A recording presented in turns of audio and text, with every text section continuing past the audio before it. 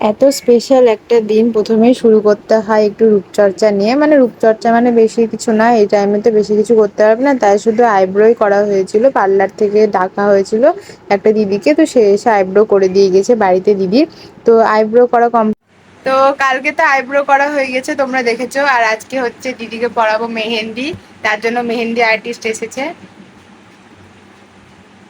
তো তো চলো এখন স্টার্ট করা যাক মেহেন্দি। এই যে 2 হাত পেতে বসে পড়েছে, সেটা পুরো তৈরি, এখন শুধু মেহেন্দি পরানো বাকি। তো পরানোর পর তোমাদেরকে দেখাচ্ছি ফাইনাল লুকটা কেমন হচ্ছে। তো আমি এখানে মেহেন্দি পরানো শুরু করে দিয়েছিলাম, প্রায় অনেকটাই পরানো হয়ে গিয়েছিল আমার মেহেন্দি। এখানে এখন আমি হচ্ছে মেহেন্দি পরাচ্ছি, হাফ হয়েছে, এখনো বাকি আছে, দেখাও না হাতটা।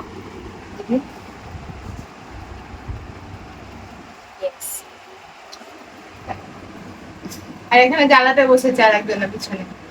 তো মেহেন্দিটা কমপ্লিট করে নিই, তারপরে আমাদেরকে বলবে কমেন্টে কেমন লাগছে মেহেন্দিটা। ও রিয়াকশনটা দেখার পর এটার কি শাস্তি হতে পারে তোমরা বলো।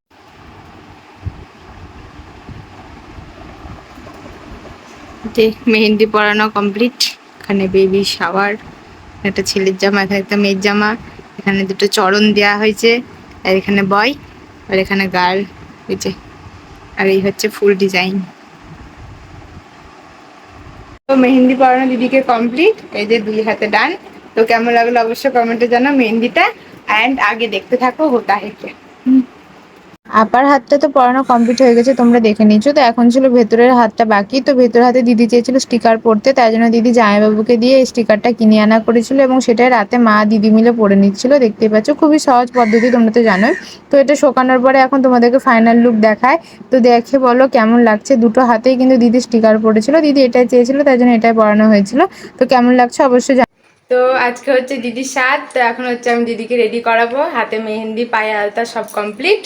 হ্যাঁ, তো চলো এখন হচ্ছে দিদি রেডি হবে, তারপর তোমাদেরকে ফাইনাল লুক দেখাচ্ছি, আর সাথে কি কি হচ্ছে না হচ্ছে সব তোমাদের সাথে শেয়ার করবো। তো চলো এখন দিদিকে রেডি করি নি।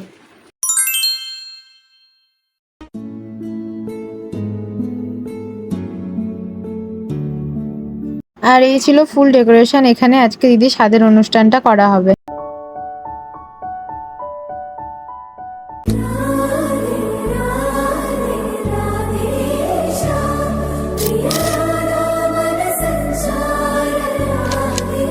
দিদিকে কেমন লাগছে অবশ্যই তোমরা কমেন্টে জানাবে। আর এখানে খাওয়ার জায়গাটাও রেডি করা হচ্ছিল, দেখতেই পাচ্ছ।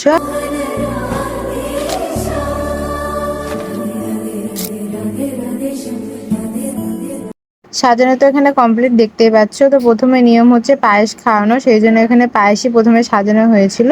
তো চলো এখন পায়েস খাওয়ানো শুরু হবে এবং আশীর্বাদ পর্ব শুরু হবে। প্রথমে এখানে আশীর্বাদ করে নিয়েছিল দিদির শাশুড়ি, তো চলো তোমরা দেখতে থাকো।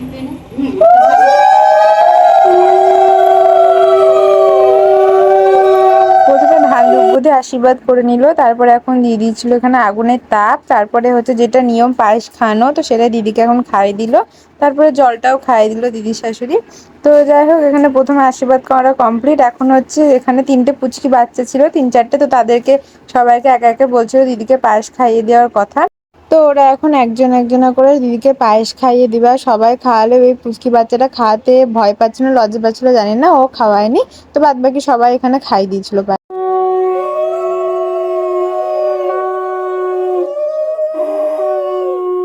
তো তারপরে এখানে উনি আশীর্বাদ করে নেওয়ার পর এখানে তাপ দিয়ে দিচ্ছিল আগুনের, তারপরে এখানে ফলের যে ট্রেটা ছিল সেটা থেকে ফল দিদির আঁচলে দিয়ে দিল।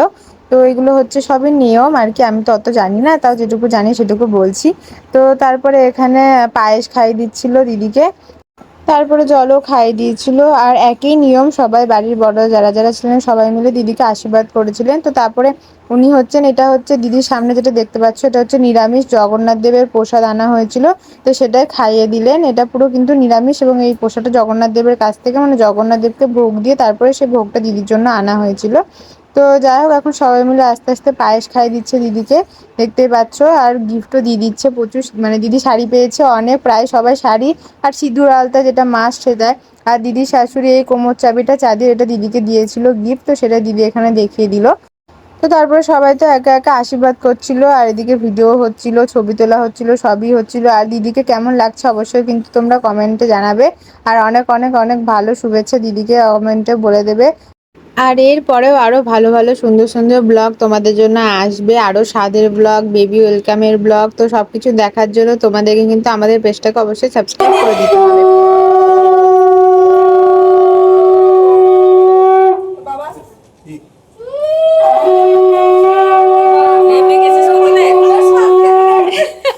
তো এরপরে হচ্ছে মা এখানে দিদিকে আশীর্বাদ করছে, দেখতেই পাচ্ছ। তো প্রথমে ধান দুব্বো দিয়ে আশীর্বাদ করে নেওয়ার পর এখন হচ্ছে এখানে আগুনে তাপ দিয়ে দিল দিদিকে।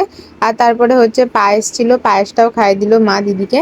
তো আশীর্বাদ পর্ব তো প্রায় শেষের দিকে হয়ে এসেছিল। আর ব্লগটা না বেশিক্ষণ কন্টিনিউ করতে পারিনি, মানে দিদি আশীর্বাদটুকুই করতে পেরেছি, কারণ এর ফোনে চার্জ শেষ হয়ে গেছিলো আর কি। তো সেই কারণে বেশি দূর করতে পারিনি। তো যাই হোক, যেটুকু করেছি সেটুকুই তোমাদের সাথে শেয়ার করলাম। আর মা এখানে এই শাড়িটা দিয়েছিল দিদিকে গিফট। তো দেখতেই পাচ্ছ দিদি এখন প্রচুর শাড়ি পেয়ে গেছে, অনেক গিফট পেয়ে গেছে। তো যাই হোক, গিফট টিফট নেওয়া কমপ্লিট এখন। তারপরে হচ্ছে এখানে মা আলতা সিঁদুরটাও দিয়ে দিল, যেটা মাস্ট দিতেই হবে। তারপরে আশীর্বাদ করে দিল মা মন ভরে, মায়ের আশীর্বাদ তো সব থেকে বেশি দরকার। তো তারপরে এটা হচ্ছে দিদির মাসি শাশুড়ি, তো উনিও এসেছিলেন। তো উনিও এবার হচ্ছে আশীর্বাদ করে দিচ্ছে দিদিকে, যা যা নিয়ম আর কি। প্রথমে ধান দুব্ব দিয়ে আশীর্বাদ করে দিল, তারপরে হচ্ছে প্রদীপের তাপ, আর এখন হচ্ছে পায়েসটা খাইয়ে দিয়েছিল। তো তারপরে জলও খাইয়ে দিয়েছিল। তো এইভাবে একে একে সবাই আশীর্বাদ করে নিয়েছিল। সেদিনকে না খুবই গরম পড়েছিল, তাই জন্য মানে কি বলবো, মেকআপটা থেকে গেছে, এটাই অনেক। আর ওখানে তো ফ্যান দেওয়াও যাবে না, কারণ প্রদীপ জ্বলছিল, প্রদীপ নিভে গেলে মুশকিল, সেই জন্য ফ্যানও দিতে পারেনি কোনো রকম। আর এটা হচ্ছে দিদির বড় মাসি, তো সেই জন্য মানে মায়ের বোন, তো দিদির বড় মাসিও এখানে আশীর্বাদ করে দিচ্ছিল। তো যাই হোক, এখানে তারপরে পায়েস খাইয়ে দিল, জল খাইয়ে দিল, তারপরে গিফটটাও দিয়ে দিল দিদিকে। দেখো কত শাড়ি পেয়েছে দিদি গিফটে। তো যাই হোক, তারপর দিদি এখান থেকে একটা কোথা থেকে ছোট ফ্যান জোগাড় করে নিয়েছিল হাওয়া খাওয়ার জন্য। কিছু করার নাই, কারণ ফ্যান চালানো যাচ্ছে না, বললামই তো। তো এইভাবে সবারই একে একে আশীর্বাদ এবং গিফটের পর্ব প্রায় শেষের দিকে হয়ে এসেছিল। এটা দিদির ননদ দিদিকে ট্রেতে একটা সাজিয়ে গিফট দিয়েছে, খুব সুন্দর। আর এখন হচ্ছে জামাইবাবুর পালা। তো জামাইবাবু এসে বসে পড়েছে এবং দিদিকে খাওয়ানো স্টার্ট করে দিয়েছে, আশীর্বাদ করা স্টার্ট করে দিয়েছে, যেটা হচ্ছে ছেলের বাবা। তো যাই হোক, তোমরা এবার দেখতে থাকো ভিডিও।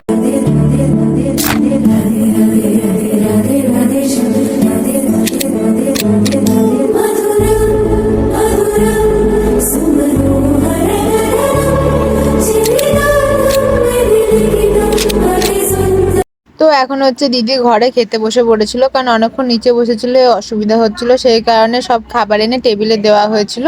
এখানে দিদি খাচ্ছিল আর কি, ভিডিও না কিসের কথা বলছিল, যাই হোক। তো তারপরে এখন হচ্ছে একটা নিয়ম আছে, যেটা হচ্ছে এরকম গামলায় ঢাকা থেকে নোড়া না প্রদীপ থাকে তুলতে হয়, তো সেটাই এখন দিদি করতে বসে পড়েছিল।